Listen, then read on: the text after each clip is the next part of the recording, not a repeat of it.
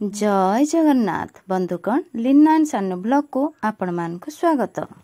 बंधुगण आसुची श्रावण मास 2025 मसीहार श्रावण मास केउ तारिखरु आरंभ हेउछि। जेउ माने एही मासरे व्रत आरंभ करिवे, जेउ माने एही मासरे बोलबम जिबे, व्रतधारी माने केते तारिखरु श्रावण मासटी को पालन करिवे, केते तारिखरु केते तारिख पर्यंत एवं एही 2025 मसीहा श्रावण मासरे मोट केतोटी सोमवार पड़िबो जानिबा आसंतु। एही श्रावण मासरे केउ सब कर्म मन आपण करिवे नाही, आहुरी जानिमा आपण माने एही श्रावण मासरे केउ सब परिबा खाइबे नाही। एवं सबुठारु बड़ कथा हैला जेउठारु श्रावण मास आरंभ हेबो से दिन आपण केउ परिबा खाइबा कथा नुह। तेबे बंधुगण आसंतु जानिबा ए समस्त विषय रे।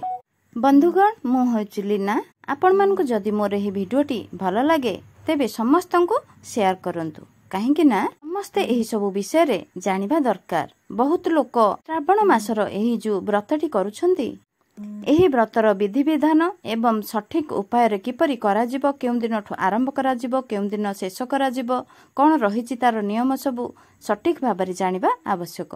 तेणु बंधुगण जदि आपण माने मोर वीडियो रे नुआ अछंती ताहले चैनल टी को सब्सक्राइब कर दियंतु।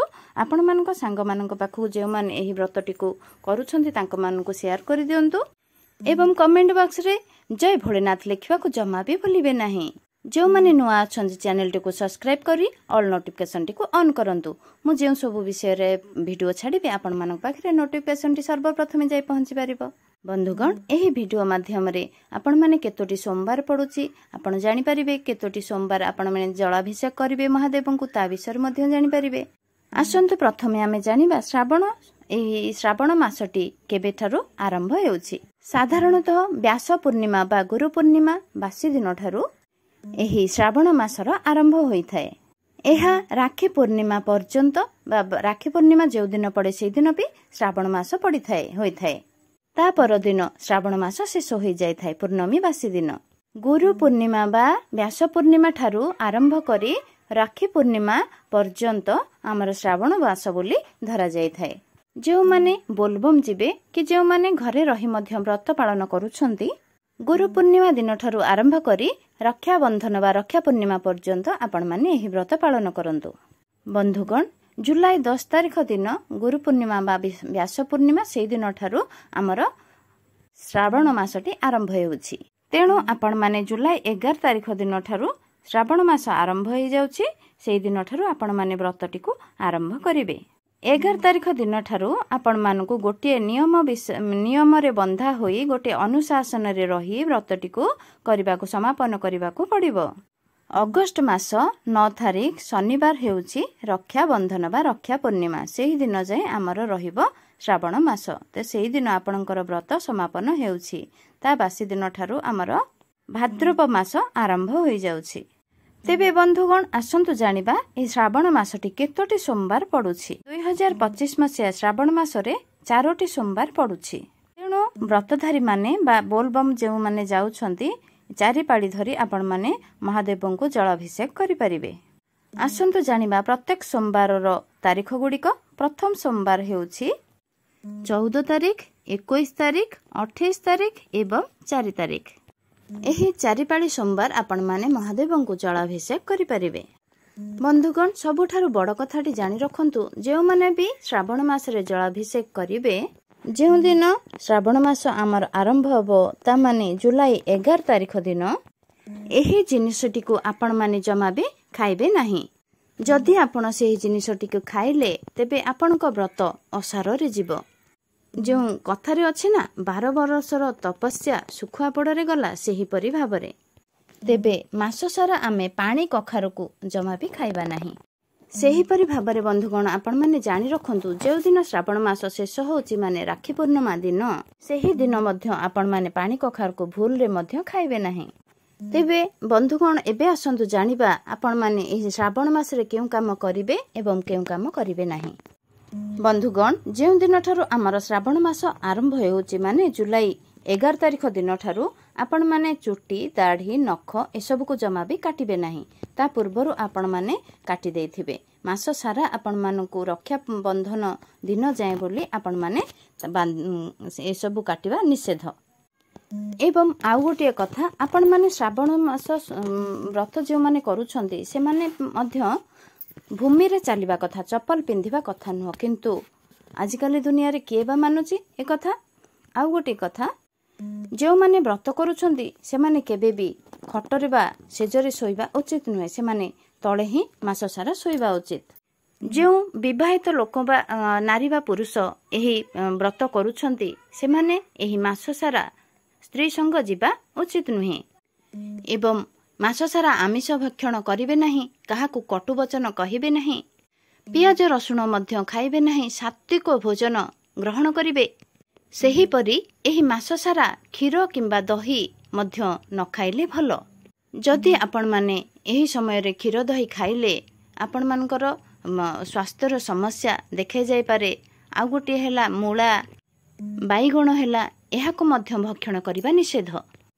कलरा मध्य खाइबा निषेध अधिक मसला युक्त खाद्य खाइबे नाही अधिक मीठा युक्त खाद्य खाइबे नाही अधिक खटा युक्त खाद्य मध्य खाइबे नाही चेष्टा करिवे आपण माने जेते साधा भोजन खाइबे आपणक पाई मध्य भलो काहेकि ना आपण माने निष्ठार सहित गोटे व्रत करूछंती ता मध्य रे बांधी होछंती निश्चित भावरे गोटे सात्विक भोजन कले बा अल्पाहारी कले आपणकर मन भक्ति रे लीन रहिबो जेतिके अधिका आपण माने भक्ति करिवे महादेव निश्चित आपण मानक कथा सुनिबे एवं आपणको कल्याण प्रदान करिवे सेही परी बंधुगण आ गोटे कथा जानि रखंतु एही श्रावण मास रे केउ जिनिस किनिबा उचित नुहे एही श्रावण मास रे धारुआ अस्त्र शस्त्र किछि किनिबा उचित नुहे जेपरि कि छुरी कैंची पन्निकी इत्यादि अनेक गुड़िए धारुआ जिनिस अछि से सब को मध्य किनिबा उचित नुहे जो माने व्रत करूचंती जो माने भी मध्य व्रत करूनाहांती समस्त को गोटे कथा म कहिबा को चाहूची जो माने मंदिर को सोमवार दिन भगवान को दर्शन करने को चाहते से दिन कदापि हेले बेलपत्र तोड़े नाही जदि आपण मानकर बेलपत्र चढ़ेबार अछि सोमवार दिन तेबे व्रत सोमवार पूर्व दिन आपण माने बेलपत्र तोड़ी पारिबे के अवस्था रे गाधेबा परे ध्यान रखिबे बंधुगण जेपरि बेलपत्र चिरा फटा कणा मध्य किछि नथिबो सुंदर सुंदर निखुण बेलपत्र तोड़ाक चेष्टा करिवे सेही बेलपत्र को संध्या पूर्व तोड़ी देबे कारण संध्या हैला परे आमे माने केबे भी दुब हेउ किंबा बेलपत्र हो ताको तोड़िबा निषेध और से बेलपत्र को गोटे पात्र रे पानी रखी सेथिरे मध्य पकई रखी देबे कि नहले कोनोसी पात्र रे ताको खेड़ेई पानी मुठाए छिंची ताको काकर रे थोई देबे ता बासी दिन को से पूरा सतेज होइके थिबो सेही बेलपत्र को आपण माने गाधोइला परे ही छुइमे गाधोइबा पूर्वरु केबे भी बेलपत्र को छुइमा कथा नुह कि बेलपत्र तोड़िबा कथा नुह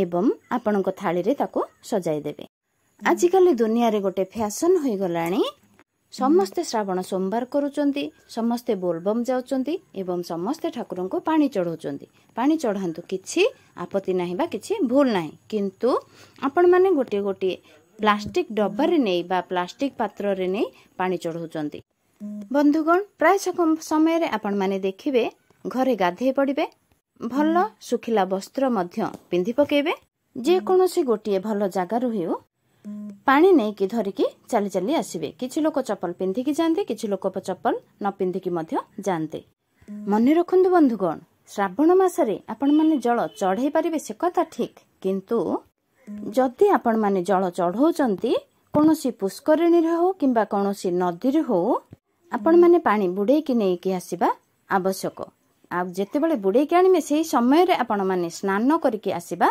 निहाती आवश्यक कि आपण माने घरु स्नान करके आसीबे कि कोनोसी टैप रु आनिमे कि बाटरु चली आसीबे कोनोसी टैप रु आनिमे सेटा हेबो नाही एटा करिबा कोन उचित आपण माने निजे कहंतु बंधुगण एही परि भूल जमा भी करंतु नाही बंधुगण जति आपणकर पानी चढ़ाइबारे अछि महादेव को ताहले आपण माने सठिक विधि रे जाई जल अर्पण करंतु पुण्य फल निहाती आपण मानकु लाभ हबो नहले आपण माने जदि विधि अनुसार न करिवे ताहले महादेवकर कोप दृष्टि बा रोषर शिकार हेबे आ गोटे कथा मन रखंतु बंधुगण केवल पित्तल ढाल रे ही आपण महादेव को जल अर्पण करंतु एवं नदी किंबा पुष्करिणी रू आपण माने स्नान करि जाई महादेव को जल अर्पण करंतु। ଆପଣଙ୍କର ନିହାତି ପୁଣ୍ୟ ହେବ ଏବଂ ପ୍ରଭୁଙ୍କର ଶୁଭ ଦୃଷ୍ଟି ନିହାତି ଆପଣଙ୍କ ଉପରେ ରହିବ। ପ୍ଲାଷ୍ଟିକ କିମ୍ବା ଷ୍ଟିଲ୍ ଜିନିଷରେ ଜମା ବି ଆପଣମାନେ ଜଳ ନେଇ ମହାଦେବଙ୍କୁ ଅର୍ପଣ କରନ୍ତୁ ନାହିଁ। ଏହାଦ୍ୱାରା ଆପଣଙ୍କ ମନ ତ ଶାନ୍ତି ହେବ, କିନ୍ତୁ ଆପଣଙ୍କୁ କୌଣସି ବି କିଛି ବି ଲାଭ ହେବ ନାହିଁ। ଆଉ ଗୋଟିଏ କଥା ମନେ ରଖନ୍ତୁ ବନ୍ଧୁଗଣ, ଯେଉଁମାନେ ବ୍ରତ କରୁଛନ୍ତି, ଶ୍ରାବଣ ସୋମବାର କରୁଛନ୍ତି ବା ଶ୍ରାବଣ ମାସରେ ଜଳ ଅର୍ପଣ କରୁଛନ୍ତି ମହାଦେବଙ୍କୁ, ଆପଣମାନେ କାହା ଘରେ କି ହୋଟେଲ ମାନଙ୍କରେ କୌଣସି ବାହାର ସ୍ଥାନରେ କୌଣସି ଖାଦ୍ୟ ଖାଇବା ଉଚିତ ନୁହେଁ। କେବଳ ନିଜ ଘରେ ହିଁ ଖାଦ୍ୟ ଗ୍ରହଣ କରିବା ଉଚିତ। କୌଣସି ମନ୍ଦିରରେ ହେବ ଯଦି ଆପଣ ପ୍ରସାଦ ସେବନ କରିପାରିବେ, କିନ୍ତୁ ଅନ୍ୟ କୌଣସି ଜାଗାରେ ନୁହେଁ। ଯେଉଁମାନେ ଘରେ ବ୍ରତ କରିବାକୁ ଚାହୁଁଛନ୍ତି କିଛି ଅସୁବିଧା ନାହିଁ, ଘରେ ବ୍ରତ କରନ୍ତୁ। ମନରେ ଭକ୍ତି ଏବଂ ଶ୍ରଦ୍ଧା ରହିବା ନିହାତି ଆବଶ୍ୟକ। ମନରେ ଯଦି ଭକ୍ତି ଓ ଶ୍ରଦ୍ଧା ଅଛି ତାହେଲେ ମହାଦେବ ନିହାତି ଆପଣଙ୍କ ମାନଙ୍କର କଥା ଶୁଣିବେ। ଆଉ ମନେ ରଖନ୍ତୁ, ଯେଉଁମାନେ ବ୍ରତ କରୁଛନ୍ତି ଫଳ ଆହାର କରନ୍ତୁ, ନହେଲେ ଗୋଟିଏ ବକ୍ତ ଅରୁଆ ଅନ୍ନ ଭୋଜନ କରନ୍ତୁ, ମନ୍ଦିରରେ ହେଉ କିମ୍ବା ଘରେ ହେଉ। ଯେଉଁମାନେ ଏହି ବ୍ରତ କରୁଛନ୍ତି ମନେ ରଖନ୍ତୁ ବନ୍ଧୁଗଣ, ଆପଣମାନେ ନିହାତି ଏହି ଦିନ ମହାଦେବଙ୍କର ପାଦୁକା କିମ୍ବା ଏବଂ ବେଲପତ୍ର ନିହାତି ପାଇବା ଆବଶ୍ୟକ। ଆଉ ଗୋଟେ କଥା ଜାଣିଛନ୍ତି କି ନାହିଁ ମୁଁ ଜାଣିନି, ପାଦୁକା ତ ନିହାତି ସେବନ କରିବା ଉଚିତ ନୁହେଁ, ତାକୁ ମୁଣ୍ଡରେ ଲଗେଇବେ ଏବଂ ବେଲପତ୍ର ଟିକକ ପାଇବେ ବା ତୁଣ୍ଡରେ ଦେବେ ବା ଖାଇବେ। କାହିଁକି ନା କଥାରେ ମଧ୍ୟ ଆମର ଅଛି, ବିଷ୍ଣୁ ପାଦୁକ ତୁଣ୍ଡରେ ଏବଂ ଶିବ ପାଦୁକ ମୁଣ୍ଡରେ। ଯେଉଁମାନେ ଏହି ବ୍ରତ କରୁଛନ୍ତି ମନେ ରଖନ୍ତୁ ବନ୍ଧୁଗଣ, ଆପଣମାନେ କଦାପି ଏହି ମାସ ସାରା କାହା ସାଙ୍ଗରେ କଳି ଗଣ୍ଡଗୋଳ ଏସବୁରୁ ଦୂରେଇ ରୁହନ୍ତୁ। କାହା ସାଙ୍ଗରେ କଳି ଗଣ୍ଡଗୋଳ କରନ୍ତୁ ନାହିଁ, କାହାର ଅମଙ୍ଗଳ ଚିନ୍ତା କରନ୍ତୁ ନାହିଁ, କାହାକୁ କଟୁବାକ୍ୟ ମଧ୍ୟ କୁହନ୍ତୁ ନାହିଁ, କାହା ମନରେ ଦୁଃଖ ଦେଲା ପରି କୌଣସି ମଧ୍ୟ କର୍ମ କରନ୍ତୁ ନାହିଁ। ଏପଟେ ଆପଣମାନେ ଯାଇକି ମନ୍ଦିରରେ ଠାକୁରଙ୍କ ଆଗରେ ଶୁଭ ମନା ଶୁଧିବେ, କିନ୍ତୁ ଏପଟେ ଆପଣମାନେ ପାଟିକୁ ତୁଣ୍ଡ ଗଣ୍ଡଗୋଳ କରୁଥିବେ, ଅନ୍ୟର ଅମଙ୍ଗଳ ବିଚାର କରୁଥିବେ। ସେମିତି କଲେ ଆପଣମାନଙ୍କର କଦାପି ବି ମଙ୍ଗଳ ହେବ ନାହିଁ। ଆଉ ଗୋଟେ ଭଲ କଥା ଏବଂ ଜାଣିବାର କଥା ହେଲା ବନ୍ଧୁଗଣ, ଆପଣମାନେ ଯେଉଁମାନେ 16 ସୋମବାର ଆରମ୍ଭ କରିବାକୁ ଚାହୁଁଛନ୍ତି, ଏଇ ଶ୍ରାବଣ ମାସ ପ୍ରଥମ ସୋମବାର ଦିନଠୁ 16 ସୋମବାର ଆରମ୍ଭ କରନ୍ତୁ, ଆପଣଙ୍କର ନିହାତି ମଙ୍ଗଳ ହେବ। ଏବଂ ତେବେ ବନ୍ଧୁଗଣ, ଏ ଥିଲା ଆପଣମାନଙ୍କ ପାଇଁ କିଛି ଜାଣିବାର ବିଷୟ। ଶ୍ରାବଣ ମାସରେ କେଉଁ କାମ କରିବେ, କେଉଁ କାମ ନ କରିବେ, କେଉଁ ଖାଦ୍ୟ ଖାଇବେ, କେଉଁ ଖାଦ୍ୟ ନ ଖାଇବେ। ତେବେ ବନ୍ଧୁଗଣ, ଆପଣମାନଙ୍କୁ ମୋର ଏହି ଭିଡ଼ିଓଟି ଯଦି ଆପଣମାନଙ୍କ ମନକୁ ଛୁଇଁଛି, ତେବେ ଲାଇକ୍, ସେୟାର, ସବସ୍କ୍ରାଇବ୍ ଆଉ କମେଣ୍ଟ କରିବାକୁ ଜମା ବି ଭୁଲିବେନି। ରହୁଛି ବନ୍ଧୁଗଣ, ଜୟ ଜଗନ୍ନାଥ, ଜୟ ଭୋଲେନାଥ।